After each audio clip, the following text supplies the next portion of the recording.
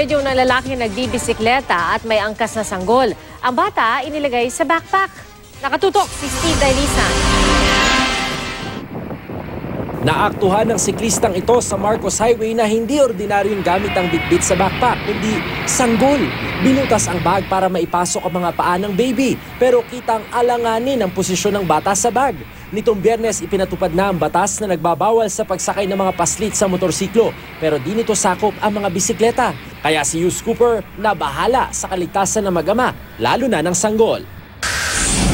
Keep a safe distance ang leksyon ng videong ito sa mga motorista.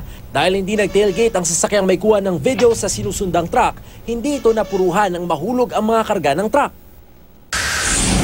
Sa Cebu, malinaw na lumabag sa Clean Air Act ang truck na ito na nagbuga ng maitim at makapal na usok. Ang ilang paserong kasabay ng truck sa tulay, napatakip na lang ng ilong at bibig. Napatigil naman at naglakad na lang ang rider na ito para lumipat sa ibang linya. Habang nagmomotorsiklo kasi, bigla siyang sinita ng bus na bukod sa pabago-bago ng lane.